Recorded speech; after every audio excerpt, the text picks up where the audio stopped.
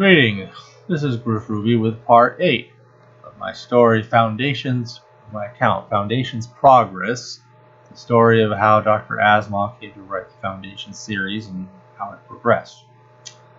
Well, there was more agony from having the Foundation books being held by Gnome Press, namely the paperback editions. As Gnome Press concerned itself only with admittedly splendid hardbound editions, it left the production of paperback editions to others, most notably Ace Books.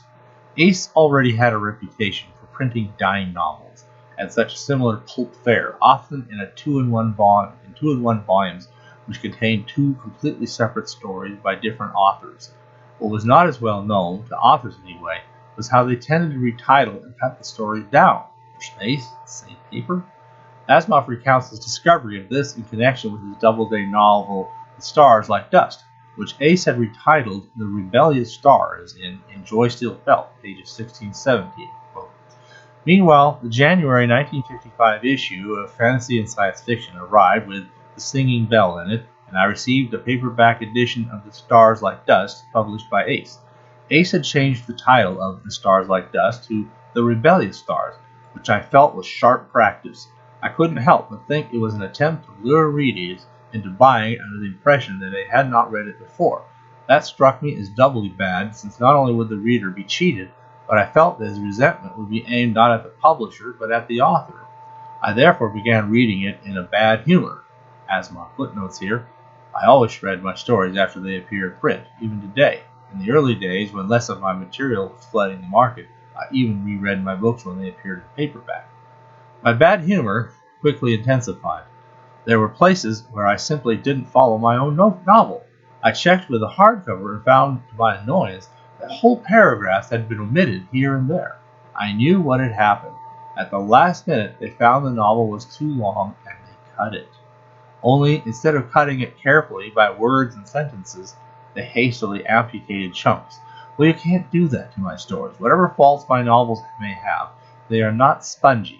Every paragraph contributes to the plot, and if you cut out any, you reduce the story to gibberish.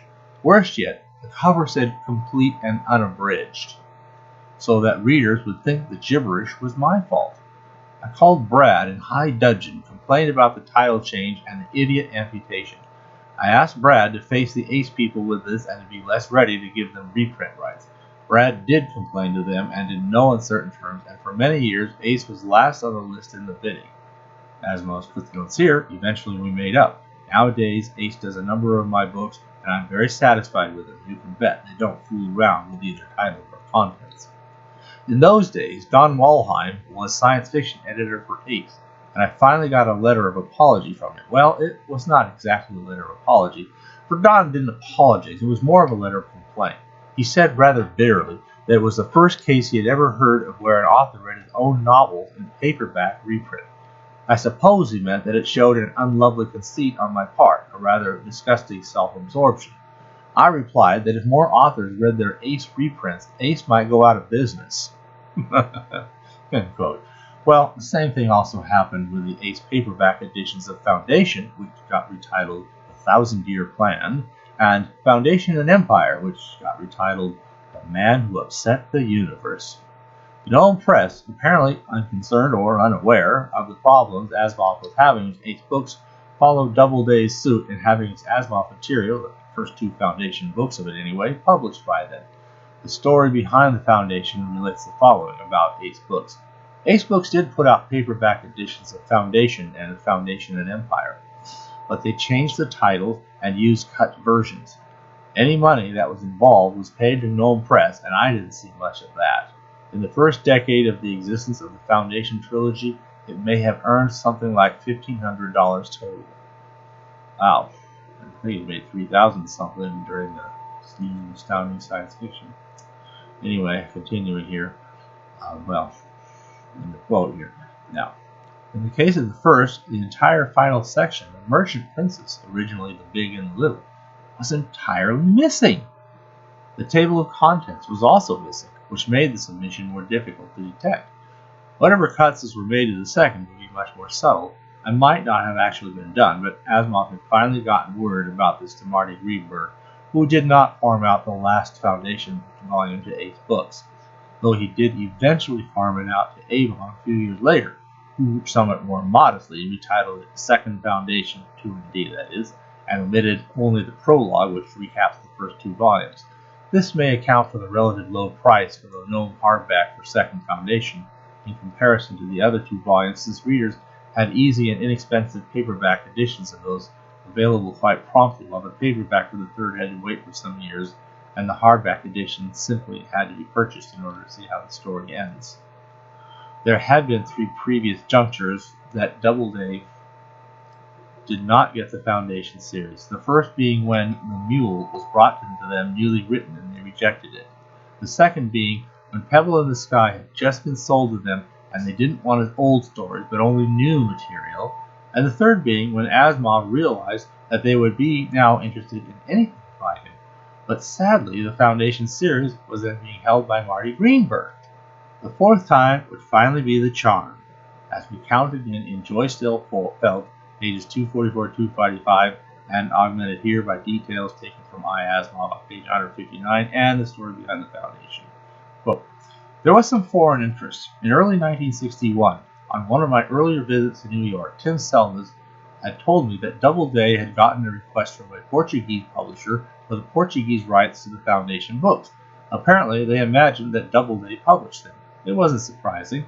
By now, it was the general impression that Doubleday did all my science fiction, and Gnome Press was so moribund by this time that no one thought of it in connection with anything. Tim asked me whether he was to send the request to Gnome Press or give it to me. I sighed and said, I'll take it, but I'll just turn it down. Turn it down? Why?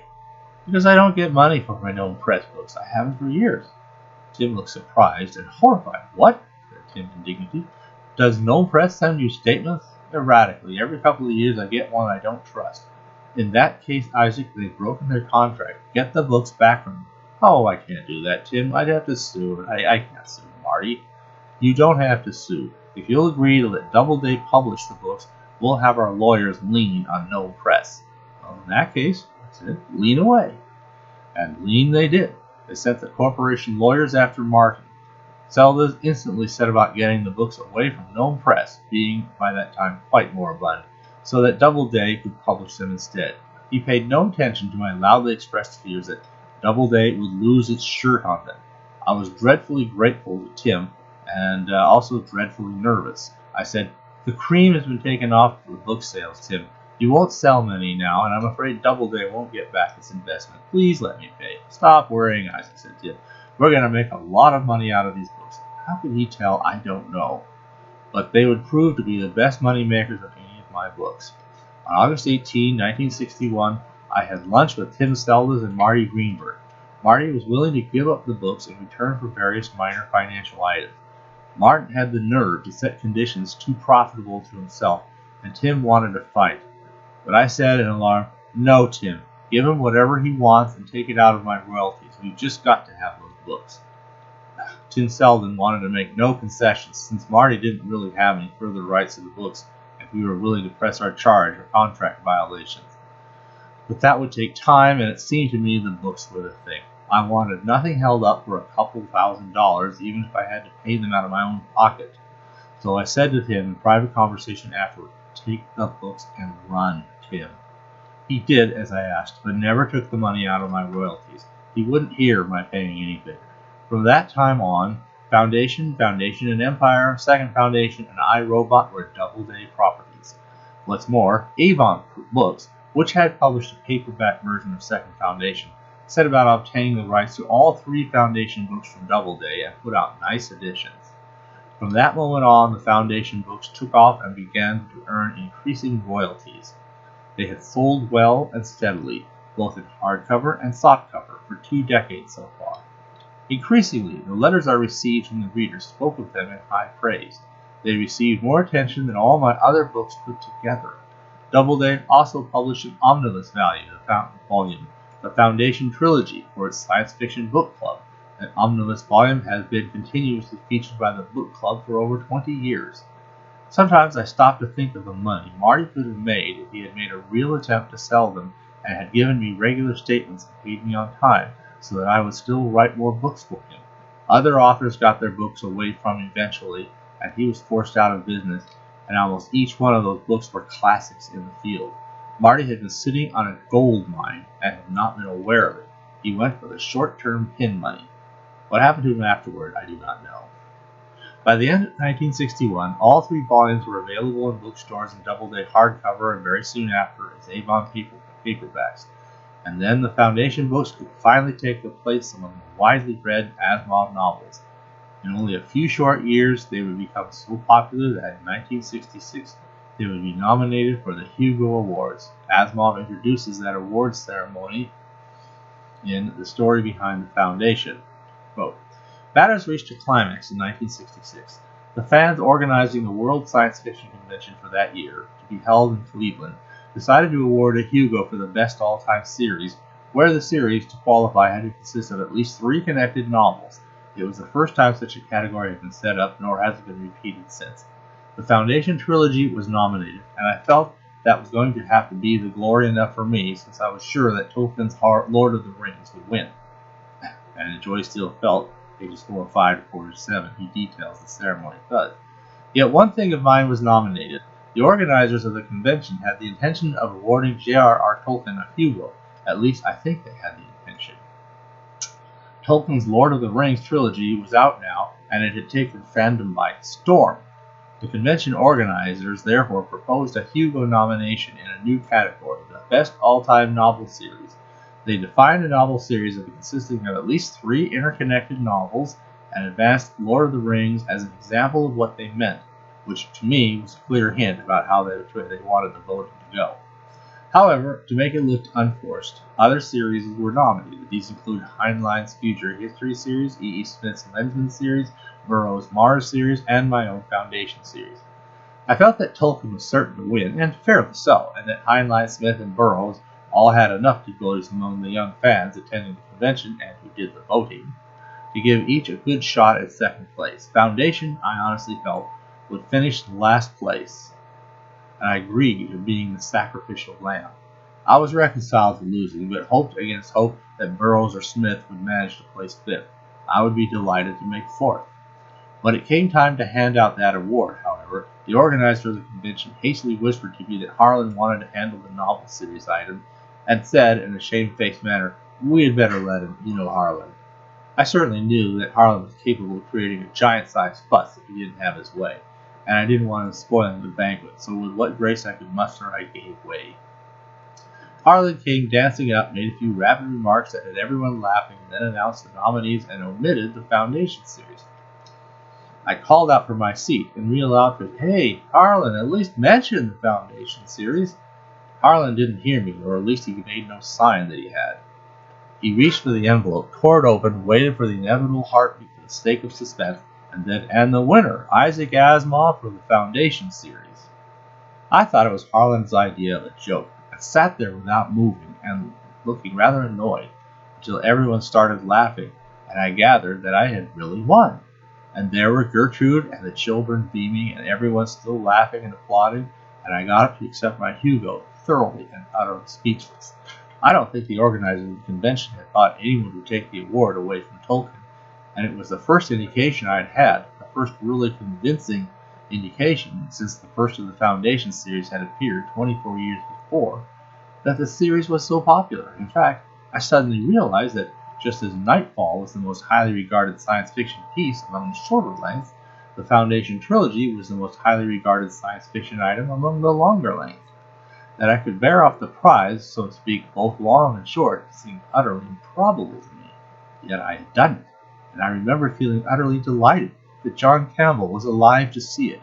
It seemed to justify the faith he had had in me when I was 18, and when no one but Campbell himself could have seen anything at all in Cosmic Corkscrew. According to my diary, the evening was one great gorgeous triumph. I spent hours laughing, hugging, and singing, and didn't go to bed until 4 a.m. The story behind the Foundation concludes. Tolkien's Lord of the Rings didn't win. The Foundation trilogy won the award, which further added to the popularity of the series. The Hugo I received for it has been sitting in my bookcase in the living room ever since. Well,